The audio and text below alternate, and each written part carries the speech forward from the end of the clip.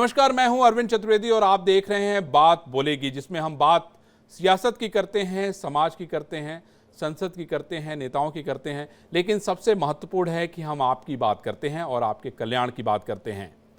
बात बोलेगी में आज हम बात करेंगे उस खबर की जो हर माँ बाप के लिए देखना बेहद जरूरी है, क्योंकि ये आपके बेटे या बेटी के साथ भी हो सकता है और ये खबर आपके बच्चों के साथ जुड़ी है। आपको ये पता होना चाहिए कि कहीं ऐसा तो नहीं कि आपका बच्चा किसी हैवान के जाल में फंसा हो।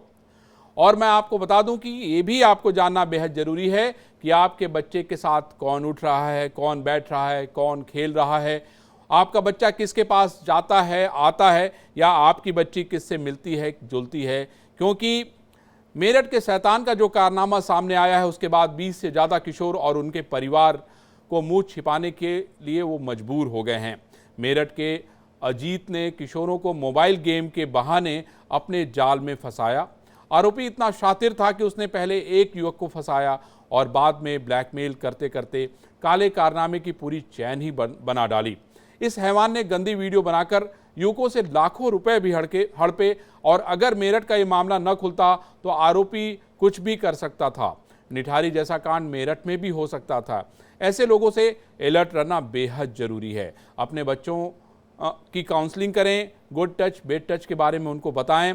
पुलिस को आशंका है कि आरोपी ने अश्लील वेबसाइट को भी ये वीडियो बेच दिए हैं, क्योंकि गिरफ्तारी से पहले अजीत ने 300 से ज़्यादा वीडियो डिलीट किए। और आपको बता दें, जहां कहीं वेबसाइट देखने के पैसे वसूलती है तो कई ऐसी वेबसाइट हैं जो गंदी वीडियो को अपलोड करने के लिए पैसे देती है। दुनिया भर में हजारों लोग ऐसी वीडियो अपलोड कर पैसा कमा रहे हैं। दावा किया जाता है कि इंडिया के भी हजारों से ज़्यादा लोग इस गंदे बिजनेस से जुड़े हुए हैं। हाल ही में हैदराबाद से एक इंजीनियर अपनी पत्नी के साथ लाइव स्ट्रीमिंग करते पकड़ा गया। हैरानी की बात यह कि इंजीनियर की पत्नी को कुछ भी मालूम नहीं था। पैसा कमाने के चक्कर में पति ये सब स्ट्रीमिंग कर रहा था। चौंकाने वाली बात यह है कि कई लोग वेबसाइट के लिए ऑन डिमांड वीडियो बना रहे हैं। वही गंदी वीडियो से पैसा कमाने की सनक में लोग दूसरे लोगों की चोरी से वीडियो बनाकर अपलोड कर रहे हैं। ऐसा ही मामला गुजरात में देखा गया। यहाँ एक कपल समुंदर का निजी लम्हे बिता रहा था, लेकिन किसी ने उनकी वीडियो बनाकर अश्लील साइट पर अपलोड कर दिया। कई होटलों में भी चोरी छिपे कपल की वीडियो बनाने के किस्से सामने आ चुके हैं। होटल के कैमरे में लगे खुफिया कैमरे से यह सब काम को अंजाम दिया जाता है। इंडिया में अश्लील वीडियो को अपलोड या टेलीकास्ट करना तीनों ही गैरकानूनी है। ऐसा करना आपको जेल भिजवा सकता है, लेकिन इंटरनेट की दुनिया में किसी को पकड़कर निकालना आसान नहीं है। समाज में जगह जगह मौजूद हैवानों से कैसे बचें, अपने बच्चों को कैसे सुरक्षित रखें, हम इस मुद्दे पर खास मेहमानों के साथ विस्तार से बात करेंगे। लेकिन उसके पहले ये देखिए एक्सक्लूसिव रिपोर्ट।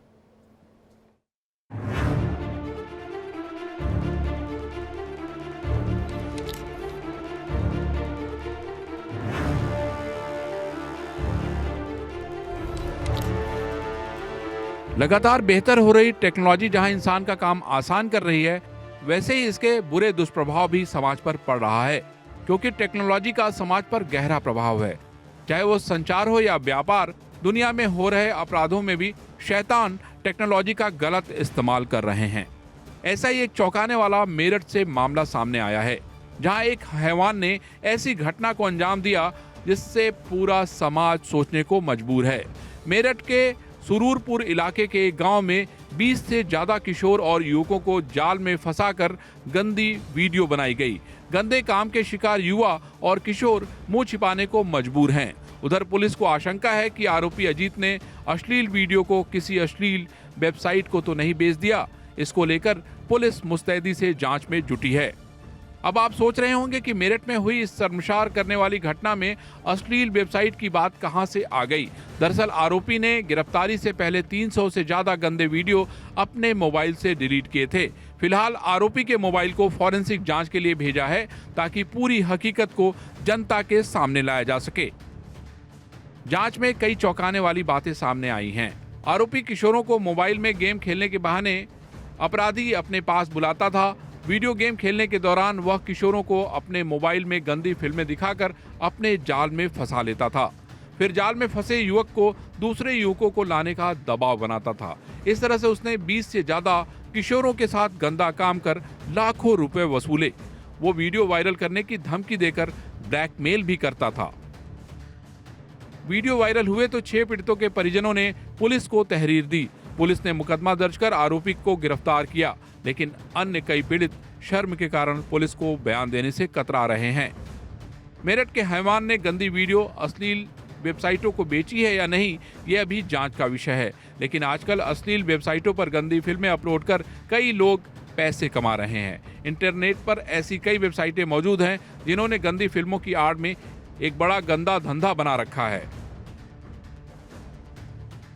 कई देशों में अश्लील फिल्में बनाने की पूरी इंडस्ट्री है, हजारों वेबसाइटें हैं, लेकिन ये डरावना तब हो जाता है जब बिना किसी की इजाजत के जबरन शूट किया जाता हो। मेरठ के मामले में भी आरोपी ने जबरन किशोर को अपने जाल में फंसाया। शुरुआती जांच से मामला उसी गंदे धंधे की ओर इशारा कर रहा है जो समाज के लिए बड़ा खतरा बन गया है। Bureau report, India daily.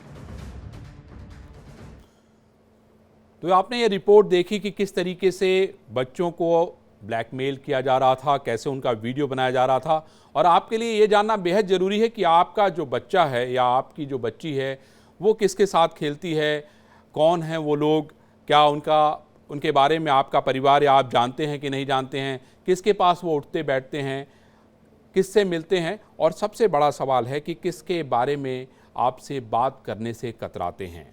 Good touch और बैड टच के बारे में उनको बताना बेहद ज़रूरी है। तो आइए इसी मुद्दे पे बात करते हैं। हमारे साथ दो बहुत महत्वपूर्ण मेहमान जुड़ गए हैं। शबा खान हैं जो फिल्म अभिनेत्री हैं, उसके अलावा सपना मित्तल हमारे साथ जुड़ गए हैं, उनसे बात करेंगे। सबा जी, आपने ये खबर देखी, हम इस खबर को इसलिए दिखा रहे हैं क्योंकि सबके परिवार में बच्चे होते हैं और उनको इतनी जानकारी नहीं होती है कि वो अच्छा और बुरा समझ सकें। जैसे मेरठ की घटना थी जो कि बहुत अचंभित कर देने वाली और बहुत दुखद है कि इतने सारे बच्चों को जाल में फंसा के जो है उनको ब्लैकमेल किया गया। कभी आपने इस तरह की बात सुनी, अपने आसपास इस तरह का कभी होता हुआ देखा हो, किसी आपकी सहेली ने, किसी दोस्त ने बताया हो कि मेरे साथ इस तरह का व्यवहार हो रहा हो? बिल्कुल, मतलब आप हर इंडिया में हर लड़की है, जितनी भी लड़कियां हैं, हमारे घर की बच्चियां हो सकती है, सोसाइटी के अंदर बहुत सारी बच्चियां जिनके साथ आए दिन ऐसी चीजें होती रहती है। इनफैक्ट मैं अभी कुछ टाइम पहले पार्क में जा रही थी तो लोग मुझे फॉलो करने लगे थे। आई वॉज वेरी स्कैर्ड। तो मैं वहां से छोड़ के, मुझे अपनी बिकॉज आप जॉब पे जाते हैं, आप हेल्दी रहना चाहते हैं, वहां से छोड़ के आपको मुझे घर पे आना पड़े। आई थिंक सोसाइटी के अंदर ये जो न्यूज है, इट्स वेरी वेरी अलार्मिंग कि जितने भी हमारे सोसाइटी में लोग हैं उन सबका माइंडसेट चेंज होना चाहिए, क्योंकि आजकल बहुत ही इजीली एक्सेस हो गया है मोबाइल में।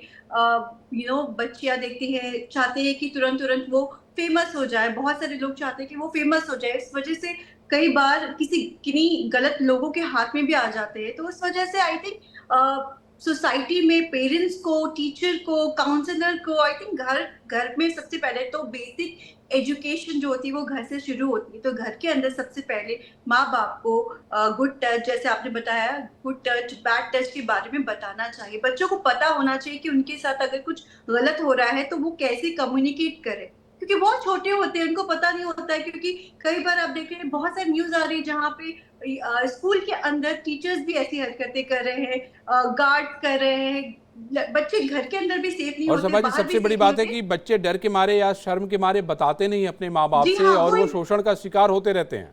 बिल्कुल सही बात कह रहे हैं कि बच्चों के अंदर वो डर रहता है कि कैसे बताए, अगर हम बताएंगे तो हमारे पेरेंट्स कहीं इसका रिएक्शन क्या होगा, सोसाइटी के अंदर उनको शर्मिंदा किया जाएगा, उनकी इंसल्ट की जाएगी। तो सबसे पहले जो एक फ्रेंडशिप है वो अच्छा फैमिली से स्टार्ट होनी चाहिए। माता पिता को, टीचर्स को एक अच्छा कम्युनिकेशन रखना चाहिए बच्चों के साथ, ताकि बच्चे डरे ना। और जब भी आप देख सकते हैं बच्चों के अंदर कुछ ना कुछ चेंजेस आना शुरू हो जाता है कि अगर उनके साथ कुछ भी ऐसा बीतता है तो उनके बॉडी लैंग्वेज से, तो आपको थोड़ा सा उनको नजर रखनी भी पड़ेगी, ताकि बच्चे अगर आगे चल के नहीं बता रहे तो आप भी उनको आप उनको ऑब्जर्व कर सकते हैं। बहुत अच्छी बात कही। हमारे साथ सपना मित्तल जी भी जुड़ गई हैं जो कि एक सामाजिक कार्यकर्ता हैं। सपना जी, आपके पास इस तरह के मामले आते होंगे या इस तरह की चीज़ों से क्या कभी दो चार होना पड़ा? अगर होना पड़ा है तो हम चाहते हैं कि हमारा चैनल चाहता है कि आप पूरे देश को बताएं, जिससे कि हम इस तरह के लोगों को पहचाना जा सके, बच्चों को इनके चुंगल से बचाया जा सके। सपना जी। हाँ जी, हमारे पास इस तरह के बहुत केसेस आते हैं, और स्पेशली जब हम बच्चों से मिलते हैं और वो इस तरह के शिकार हो चुके होते हैं, तो हम काउंसलिंग पर उनका काम करते हैं और उनको ये सारी चीज़ें बताते हैं कि वो कैसे आइडेंटिफाई करें कि इस तरह के आगे फ्यूचर में उनको इस तरह से आमना सामना ना करना पड़े, और अगर करना पड़े तो वो डील करना कैसे है। चुप नहीं रहना है, घबराना नहीं है, कैसे बताना है, किसको बताना है, ताकि सही एक्शन स्टेप्स लिए जा सके, और अगर लीगल हेल्प की रिक्वायरमेंट है तो वो भी आगे ली जा सके। सपना जी, मुझे क्या कुछ ऐसे कैरेक्टरिस्टिक बताएंगी जो बच्चे आपको आके बताते होंगे कि कैसे वो उनके जाल में फंस गए, क्या तरीका उन्होंने अलग अलग अपनाया? क्योंकि ऐसा मोडस ऑपरेंडी सबकी अलग अलग होती है। जैसे जो मेरठ में व्यक्ति पकड़ा गया है, वो लोगों को, बच्चों को वीडियो गेम खेलने के बहाने बुलाता था, उसके बाद उसमें जो है वो गलत वीडियो दिखाता था, और उनको जब जाल में वो फंस जाते थे तो उनको कहता था कि जाके अब तुम दूसरे बच्चे को बुला के लेके आओ, नहीं तो मैं तुम्हारा ये वीडियो जो है वो जो है सोशल मीडिया पे डाल दूंगा। और यहाँ तक कि आप सोचिए कि उन्होंने बच्चों को ब्लैकमेल करने के लिए उनसे पैसे भी वसूले, और बच्चे बेचारे जो है वो किसी को बताने की स्थिति में नहीं थे। जब वीडियो वायरल हो गया तब उन लोगों ने मजबूरी में, जब उनके परिवार की बदनामी होने लगी, तो परिवार के लोगों ने जाके इस मामले को दर्ज कराया। नहीं तो आप सोचिए कि आखिर उन बच्चों को उनका क्या होता, वो तो आत्महत्या करने पे मजबूर हो जाते। तो सपना जी, मैं आपसे जानना और समझना चाहता हूं कि किस तरीके के सर्कमस्टांसेस होते हैं जैसे जिसमें बच्चे फंस जाते हैं। हाँ जी, मैं इसमें आपको अपना खुद का ही एक एक्सपीरियंस बताती हूँ। गुड़गांव में एक गांव है जिसमें करीब करीब 130 बच्चे हैं एक स्कूल में। उस स्कूल के साथ मैंने काम किया है काफी सालों तक। जी। वहाँ के बच्चों के साथ जब काम किया तो ये पता चला कि वहाँ के सारे जो बच्चे हैं, वो, उनके जो पेरेंट्स हैं वो कूड़ा उठाते हैं। वो रैक पिकर्स के बच्चे हैं, और बच्चे भी रैक पिकर्स ही हैं। उनको जब वो रैक पिकिंग के लिए जाते हैं तो कुछ बच्चों को अपने साथ लेकर जाते हैं पेरेंट्स, और कुछ बच्चे साथ में नहीं जाते हैं। जो बच्चे उस एरिया में ही खेल रहे हैं जहाँ पर कूड़ा भी है, सब कुछ है, तो वहां पे इस तरह के जो लोग हैं वो आते हैं और चॉकलेट्स या इस तरह का आपको कुछ भी देते हैं, और तब अपने साथ लेके जाते हैं। और इन बच्चों को अपने गांव का नाम, अपने पेरेंट्स का नाम, कोई फोन नंबर भी नहीं पता होता है यूजुअली। तो वहां पर प्रॉब्लम ये आती है कि अब इनको वापस घर जाना है, तो एक बार वो डर बैठ गया है, क्योंकि कुछ कुछ दिया है, चॉकलेट से चले गए, तो वो आ गए वापस। एक दो बार घर छोड़ दिया गया, फिर अगली बार बोला गया कि आपको हम वापस लेके जाएंगे, और ऐसे ही बिना आपको बताए, बिना और आपके पेरेंट्स को बताए हम लेके चले जाएंगे, और आपको वापस इस बार नहीं लाएंगे अगर आप हमारे साथ, और हमें 10 बच्चे और 5 बच्चे हमारे साथ नहीं हमें दोगे तो इस तरह से उस पूरे गांव के सारे बच्चे इन चीजों में इन्वॉल्व हो जाते हैं, और जब तक पेरेंट्स को पता ही नहीं चलता, क्योंकि वो तो सुबह निकल जाते हैं कूड़ा उठाने के लिए, या माएँ जो हैं वो ये घर तो बहुत में। बड़ी बात आप बता रही हैं। मतलब मैं समझता हूँ कि देश के लिए बहुत बड़ी बात है कि उसमें सैकड़ों बच्चों के साथ इस तरह का व्यवहार हुआ। उसमें हुआ क्या क्या मतलब इस मामले को आपने दर्ज कराया, आगे बताया, उनके माँ बाप को बताया, आखिर हुआ क्या उसमें, उन बच्चों के साथ क्या हुआ आखिर? हाँ जी, क्या हुआ, जैसे ही धीरे धीरे हमें समझ आने लगा कि कुछ बच्चे डेली गायब हो रहे हैं। जैसे कि जब जब जो पेरेंट्स हैं वो किसी दिन, कोई त्योहार का दिन है, वो नहीं जा रहे हैं अपने काम पर उस त्योहार पे, तब देखा जा रहा है कि बच्चे तो खेलने गए थे बट वो तो है ही नहीं पार्क में। पार्क भी क्या ही है, वो एरिया कूड़ा ही है एक्चुअली। जी। वो आसपास से सारे पेरेंट्स भी वहीं रहते हैं, झुग्गियां ही हैं। तो तब पता चल रहा है कि धीरे धीरे बच्चे नहीं हैं, वो आ रहे हैं, आधे बच्चे आ ही नहीं रहे हैं, क्योंकि इस तरह के जो पेरेंट्स हैं, इनके बच्चे भी काउंट में बहुत ज्यादा होते हैं। तो जो बड़ा बच्चा है, पेरेंट्स तो दोनों काम के लिए बाहर चले जाते हैं, तो जो बड़ा बच्चा होता है घर का, वो ही एक्चुअली पेरेंटिंग कर रहा होता है। जी। और बड़ा बच्चा ही अपने और बाद के 7-8 बच्चों को संभाल रहा होता है। तो तब वहां से पता चलता है पेरेंट्स को इतने टाइम बाद कि हमारे तो 8 बच्चों में से घर में 2 बच्चे हैं ही नहीं। बड़े बच्चे को खुद भी सारे भाई बहनों के बारे में आधी चीजें पता है और आधी चीजें नहीं पता है, और क्योंकि इस एरिया से आते हैं तो उनको कुछ पता ही नहीं है कि नियरेस्ट मेट्रो स्टेशन भी कैसे है। अगर वो इनसे छूट भी जाएंगे तो वो जाएंगे कहाँ, पुलिस का नंबर नहीं पता, अपने पेरेंट्स का नंबर भी नहीं पता। तो तो इसमें इस पूरी चीज से तो सपना जी, इसमें कोई कार्रवाई वारवाई हुई कि नहीं हुई अभी? सारी चीजें की गई, हर एक चीज की गई, और हमने उस पूरे एरिया में गुड टच, बैड टच, और नो माई सेल्फ की वर्कशॉप हर एक बच्चे के साथ, हर एक पेरेंट के साथ हमने की, जिसमें नो माई सेल्फ में हमने उनको ये सारी चीजें, पुलिस का नंबर और चाइल्ड केयर के सारे नंबर, और उनके जो पेरेंट्स हैं उनके फोन नंबर अगर हैं, अदरवाइज जो स्कूल के प्रिंसिपल हैं, जहाँ वो श्री श्री रविशंकर की लैंड पे वो स्कूल चल रहा है, सो वहां पर एक डॉक्टर साहब हैं, वो स्कूल को रन कर रहे हैं, सो उनका नंबर हमने पूरे सारे बच्चों को तो रटवाया सपना जी कि कुछ बताइए, भी होगा तो। इसमें जो लोग पकड़े गए कौन लोग थे, वो उनके बारे में कुछ जानकारी मिल पाई, कौन लोग थे वो, कुछ पता देखिए, चला? लीगल चीज में तो मैं इन्वॉल्व नहीं थी, क्योंकि मैंने तो एज अ सामाजिक कार्यकर्ता की तरह काम किया, और ये अवेयरनेस पूरे प्रोग्राम वो सारे चलाने का काम था कि कैसे आने वाले बच्चों और आगे वाली जनरेशन को हमें अवेयर करना है। बहुत बड़ा काम किया, उसके लिए इंडिया डेली निश्चित रूप से आपको बधाई देता है। सबा खान जी भी हमारे साथ जुड़ी हैं, फिल्म एक्ट्रेस हैं। सबा जी, आप अभी सपना जी की बात सुन रही थी, क्या होता है कि माँ बाप जब थोड़ा सा लापरवाह हो जाते हैं या ध्यान नहीं देते हैं, ऐसे में किसी न किसी की नज़र होती है बच्चों पे। आप आजकल किसी भी होटल में जाइए तो हमारी नज़र जो है हम कैमरे पे होती है कि कैमरा पता नहीं कहाँ लगा है। बाथरूम में जाते हैं तो वहाँ पे भी ये लगता है कि कैमरा कहीं लगाना हो। अभी देहरादून में एक रेस्टोरेंट में के बाथरूम में कैमरा पकड़ा गया। सवाल इस बात का है कि ये जो धंधा बन जाने की वजह से ये सारा कुछ हो रहा है, क्योंकि इसमें पैसे का इन्वॉल्वमेंट हो गया है। बहुत ही इजी एक्सेस है पैसे का, और बहुत ज्यादा बड़ा अमाउंट है, तो जो लोग बहुत इजीली कमाना चाहते हैं पैसा, वो चाहते हैं कि ज्यादा कुछ करना ना पड़े, तो ऐसे उल्टे सीधे काम करते हैं, और विदाउट एनी डर, उनको डर भी नहीं होता है कि वो पकड़े जाएंगे तो उनके साथ क्या किया जाएगा, बिकॉज दे आर श्योर कि वो पकड़े नहीं जाएंगे।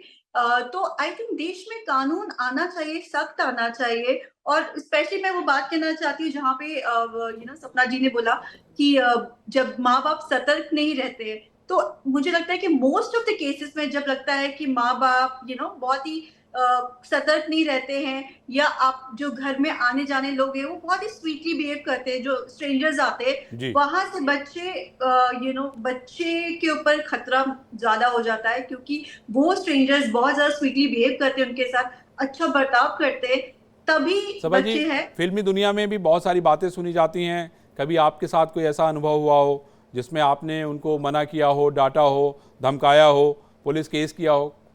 नहीं, पुलिस केस वगैरह नहीं किया है। देखिए, ऑफ कोर्स बहुत ही ज्यादा कॉमन होता है, स्पेशली मुंबई। मुझे बहुत बार ऑफर्स आए साउथ मूवी से, या फिर मुंबई के अंदर भी। जब मैं फर्स्ट टाइम बिग बॉस करके गई थी मुंबई में, तो मेरा फर्स्ट जो मीटिंग था जिस इंसान के साथ, आई थिंक साई नाम है, I don't remember his name now, it's like 5 years पहले की बात है। तो पहली मीटिंग थी, तो मैं जब गई मेरे मैनेजर के साथ, तो उस बंदे ने मुझे नहीं बोला, मेरे मैनेजर को बोला कि tell her to compromise, so फिर हम इनको ये चीज प्रोवाइड कर सकते हैं।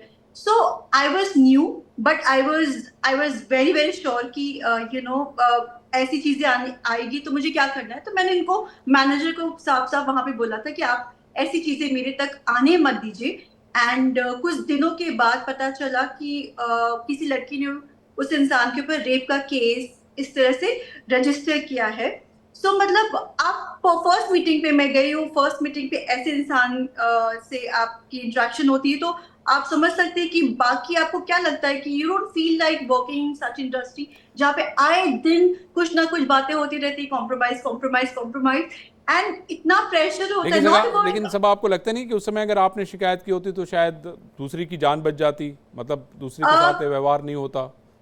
नहीं, वो मैंने उनको साफ साफ, because something is like that, कि उन्होंने बहुत ही टेक्टफुली बोलते हैं, ऐसे नहीं बोलते कि you have to do it, बहुत ही स्मार्ट तरीके से बोलते हैं जहां पे वो पकड़े भी ना जाए। बड़े चालू लोग होते हैं, मतलब ये बहुत चालू होते हैं, बहुत ही स्मार्ट तरीके से आपको प्लेट में ला के देंगे कि हाँ, मतलब अगर आप करना चाहें तो क्यों नहीं, ऐसा करना पड़ता है। वो बहुत, और एक्टर्स की एग्जाम्पल्स देते हैं कि देखिए बड़ी बड़ी एक्ट्रेस है, ऐसा ये करती हैं, आपको भी करना चाहिए, आपका भी करियर बूस्ट हो जाएगा। बट हमारी अपब्रिंगिंग वैसे नहीं है। हमने साफ साफ मना किया, क्योंकि सीधे डायरेक्टली मेरे पास नहीं आई थी, मैनेजर को मना किया कि no, please say no, it's not just on me, not on girls. वहां पे बच्चों को भी यही सिखाने की जरूरत है कि नो कहना सीखे वो।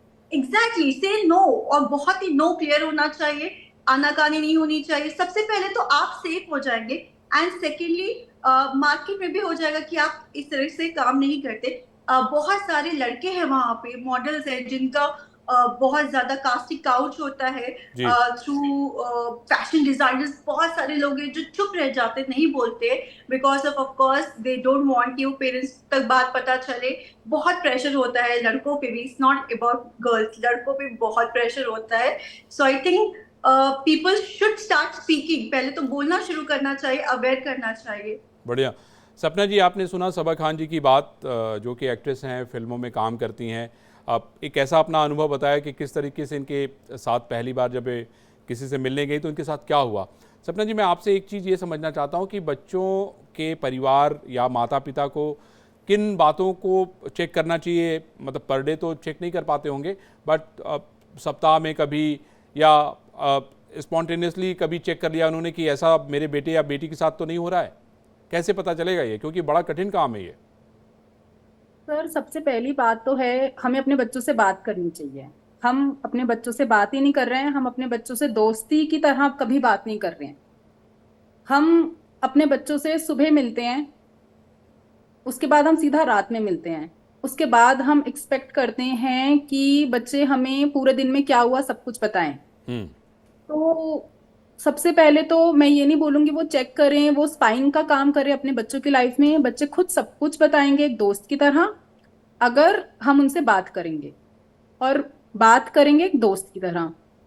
दूसरी चीज, हाँ, कुछ चीजों पे हम नजर रख सकते हैं। सबसे पहले तो क्या कोई बिहेवियर में चेंज हमें लग रहा है, क्योंकि जब भी इस तरह की चीजें होती है ना तो बच्चा सहम जाता है। हम्म। वो हर दिन की तरह खिलखिलाकर और चहल पहल जो बच्चे मस्ती करते हैं वो करना अपने आप बंद कर देता है। तो वो सबसे बड़ा सिंबल है कहीं ना कहीं कि उनकी मेंटल। गुमसुम रहने लगता है, अपने अपने में खोया सा रहने लगता है। हाँ जी। तो वो भी बहुत बड़ा फैक्टर है कि चेंज अगर बिहेवियर में आ रहा है। अगर कोई बच्चा नहीं बोलता था पहले हम्म। और वो कमरा बंद करके बैठा है, या तो हर एक बच्चे का आपको ना अलग कुछ दिखेगा। जरूरी नहीं है वो सहमेगा ही, कोई एक ही एक्टिविटी कंटिन्यूअसली करे जा रहा है। आप उसको बुला रहे हो, अपने नाम से भी नहीं पुकार रहा है, पुकारने के बाद भी नहीं सुन रहा है। जी। स्कूल स्कूल वो बीमार पड़ रहा है कंटिन्यूअसली, जबकि वो पहले नहीं पड़ता था आपका बच्चा बीमार। और जैसे उन्होंने बताया कि मेल और फीमेल दोनों के साथ हो रही हैं घटनाएं, जी इसी जी। तरह छोटे बच्चों में तो बहुत ज्यादा है ये चीज कि बच्चे, उनको सिर्फ बच्चे चाहिए। अब मेल या फीमेल मायने दोनों के नहीं साथ रखता ये है। चीज हो रही है। एकदम ठीक है। हाँ जी। ये हवायान ऐसे हाँ होते हैं जिनके लिए जो है बच्ची हो या बच्चा हो मायने नहीं रखता है। इनका तो सिर्फ एक ही मकसद होता है कि कैसे इनको अपने जाल में फंसा लें। सबा जी, सपना जी की बात मैं सुन रहा था और समझने की भी कोशिश कर रहा था कि बच्चे गुमसुम हो जाते हैं, बहुत सारी उसमें एक्टिविटी में चेंज आ जाता है। सबा जी, मुझे ये बताइए कि आपकी क्या राय है, क्या करना चाहिए इन सब चीज़ों से बचने के लिए। और मुझे लगता है कि आप खुद एक्ट्रेस हैं, रोज़ दुनिया को देखती होंगी अपने नज़रों से और नज़रिए से, तो मुझे बताइए कि ऐसे कौन सी चीज़ें हैं जिसका बहुत खास ध्यान रखना चाहिए। देखिए, बड़े हो जाते तो आपके पास अवेयर हो जाते हैं कि आपको कैसे डील करना है, लेकिन बच्चों के पास कोई आइडिया नहीं होता। उनको होता है कि उनके साथ क्या हो रहा है, उनको तो पता ही नहीं होता है कि उनके साथ गलत भी हो रहा है। तो सबसे पहले तो एजुकेशन, उनको समझाना कि ये चीजें आपके साथ हो सकती है। एक एजुकेशन लेना इट्स वेरी इंपॉर्टेंट, बिकॉज उनको पता ही नहीं होता है कि कोई आपको गलत तरीके से टच कर रहा है। सो सबसे पहले घर के अंदर उनको बताना चाहिए कि आप बाहर, क्योंकि आप कितने लोग आते हैं, मेड आते हैं, ड्राइवर है, स्कूल के अंदर है, टीचर है, सो मेनी पीपल, किससे किससे आप बचाएंगे। तो सबसे पहले आप तो अपने बच्चे को अवेयर कराना बहुत जरूरी कि अगर ऐसा कुछ हुआ तो बच्चे आप आके हमें घर पे बताइएगा। तो तुरंत बताएं। Parenting is very important here. और एक डर का माहौल नहीं होना चाहिए घर के अंदर। ऑफ कोर्स हर फैमिली का अलग होता है, लेकिन हम ट्राई कर सकते हैं कि फैमिली में अच्छा कल्चर हो, फ्रेंडशिप हो बच्चों के साथ, जैसे सपना ने भी बोला है, वो इम्पोर्टेंट है। और अगर जैसे कुछ भी ऐसे इश्यूज होते हैं, ऑब्जर्व करना चाहिए, और अगर आपको पता चलता है तो उन बच्चों को नहीं डांटना चाहिए, रादर उनको कंसोल, उनको समझाना, उस ट्रॉमा से निकालना चाहिए।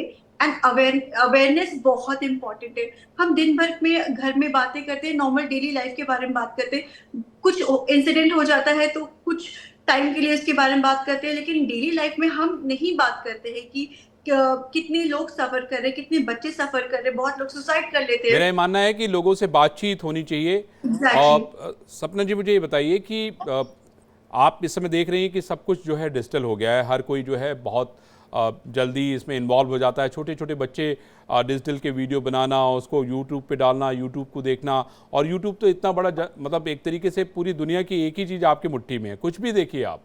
तो ये भी एक बहुत बड़ी प्रॉब्लम है कि आप कुछ भी देखिए, और उससे क्या है कि उन सारी चीज़ों को जब आपको समझने की उम्र होती है उसके बहुत पहले आप समझने लगते हैं। तो ये भी एक बहुत बड़ा चैलेंज है, रोकना तो बहुत बड़ा चैलेंज है, कंटिन्यूसली नज़र रखना भी अपने आप में बहुत बड़ा चैलेंज है। सपना जी।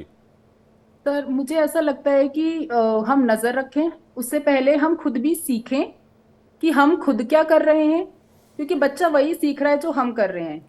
अगर उसके हाथ में फोन नहीं है, और क्योंकि आप पूरे टाइम अपने हाथ में फोन रखेंगे, अगर जब भी आप घर पर हैं और आप फोन को स्क्रॉल करते रहेंगे तो बच्चा आपको देख के सीख रहा है। तो आप उसके बाद बोलोगे बेटा आपका तो पढ़ने का टाइम है, आप पढ़ो, हम तो जॉब से आ गए, हम रिलैक्स का टाइम है। तो ऐसे नहीं होता है, बच्चा जो देखेगा वो सीखेगा। आप चाहते हो बच्चा रात में बैठ के तो आप पढ़े आपके चाहती हैं कि सामने? पेरेंट्स जो है अपने फ़ोन बाहर कर दें, फेंक दें, बंद कर दें? नहीं, मैं आपको ये नहीं कह रही हूँ, मैं नहीं नहीं आपको ये कह रही हूँ कि जी। जो चीज, हाँ, बच्चा मिमिक करता है हर एक चीज को ना। आप जो भी करेंगे, आप उसको ऑपोजिट करने को बोलेंगे तो बच्चा नहीं ऑपोजिट करेगा। जिस चीज के लिए आप रोकोगे, बच्चा सबसे पहले वही करेगा कि मुझ ऐसा क्या है कि मुझे रोका जा रहा है। चलिए, मैं समझता हूँ कि आप दोनों की बातें बड़ी महत्वपूर्ण थी, और जो माता पिता इस कार्यक्रम को देख रहे होंगे उससे ज़रूर सबक लेंगे, और आप लोगों ने बहुत अच्छी बातें बताई, तो आप दोनों लोग को बहुत बहुत धन्यवाद। और आपने ये देखा कि बात बोलेगी में जब हम किसी बात को बताते हैं तो उसका दूर तक असर होता है, और आपने देखा कि हम लोगों ने उस मुद्दे को उठाया जो किसी भी परिवार के किसी भी बच्चे के साथ जुड़ा हो सकता है। लेकिन सबसे महत्वपूर्ण बात मैं आपको ये बताना चाहता हूँ कि कल 10:30 बजे से हमारा हेल्थ कॉन्क्लेव होगा, जो कि दिन भर चलेगा। देश का सबसे बड़ा हेल्थ कॉन्क्लेव होगा, और आप उसे देखना ना भूलिएगा, क्योंकि इसमें मंत्री भी होंगे, डॉक्टर भी होंगे, और आपके सवाल जवाब भी होंगे। तो आज बात बोलेगी में सिर्फ इतना ही। कल हम लोग फिर मिलते हैं इसी समय। धन्यवाद।